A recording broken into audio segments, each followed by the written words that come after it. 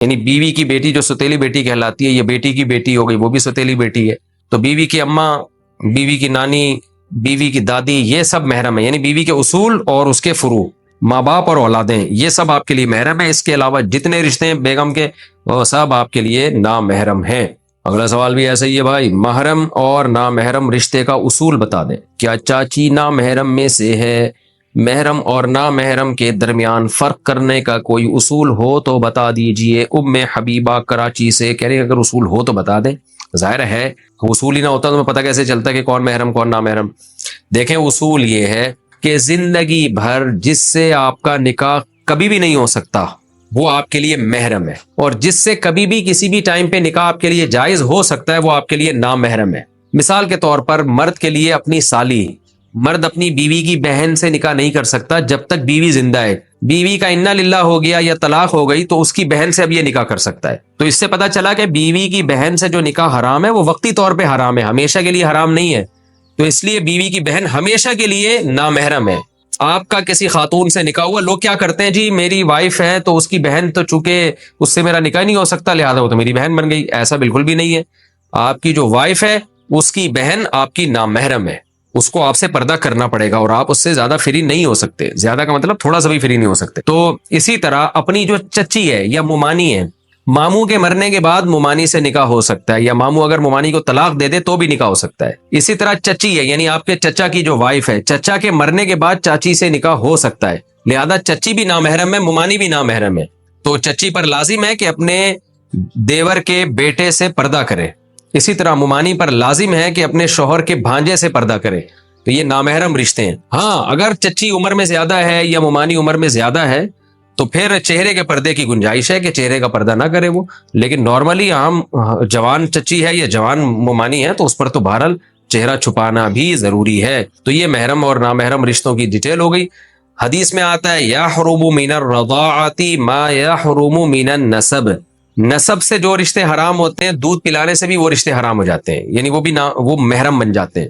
تو اگر آپ کی جیسے سگی خالہ ہے نا وہ آپ کی محرم ہے، تو اسی طرح رضائی خالہ بھی محرم ہے. کیا مطلب، آپ نے کسی خاتون کا دودھ پیا تو وہ خاتون آپ کی اماں بن گئی، اس کی بہن آپ کی خالہ بن گئی اور اس کی اماں آپ کی نانی بن گئی. اسی طرح یعنی آپ نے دودھ پیا کسی خاتون کا تو اس خاتون کے شوہر آپ کے ابا بن گئے اور شوہر کی بہن آپ کی رضائی پھوپھی بن گئی، تو اس سے بھی پردہ نہیں ہے. تو یہ ڈیٹیل تھی محرم اور نامحرم کی. فہد صاحب نے کراچی سے پوچھا ہے کہ مفتی صاحب آج 14 اگست کی رات ہے، 2022 14 اگست، تو نوجوان لڑکے لڑکیاں مکس گیدرنگ کرتے ہیں، میوزک چلتا ہے، ڈانس کرتے ہیں.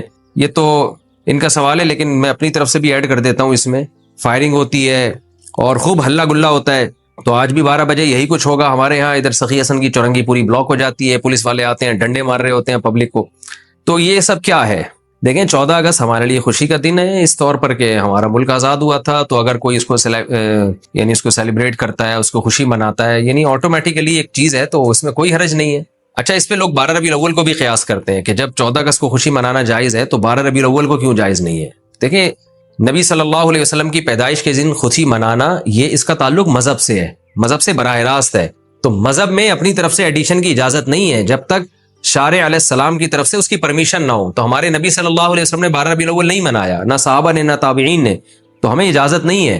اور یہ جو 14 اگست کو منایا جاتا ہے یہ قومی دن ہے، اس کا اسلام سے براہ راست تعلق نہیں ہے، لہذا اس میں اسلام سے براہ راست پرمیشن کی ضرورت نہیں ہے، کیونکہ اسلام کی طرف سے پرمیشن آلریڈی ہے کہ تمہارے اپنے ذاتی چیزیں ہیں. اگر کوئی ایک دن آپ متعین کر لیتے ہیں تاکہ اس میں لوگوں کے دل میں ملک سے وطن سے محبت پیدا ہو تو اس میں کوئی حرج نہیں ہے.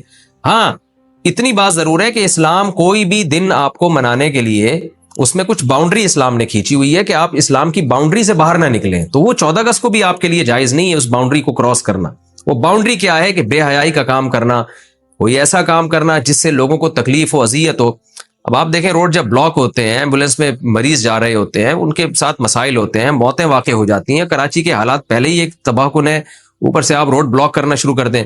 پھر لڑکے لڑکیاں، جوان لڑکے لڑکیوں کو اپنی ٹھڑک پوری کرنے کا بھی موقع مل جاتا ہے. گھروں سے نکلتی ہیں، اماں والدین روکتے نہیں ہیں، چمک چھلو بنی ہوئی گھر سے جا رہی ہوتی ہیں کہ جی آج 14 اگست ہے، اور لڑکوں سے ڈیٹیں لگ رہی ہوتی ہیں اس بہانے، اور مکس گیدرنگ ہوتی ہے، اکٹھے ناچ رہے ہوتے ہیں. بےہودگی ہے.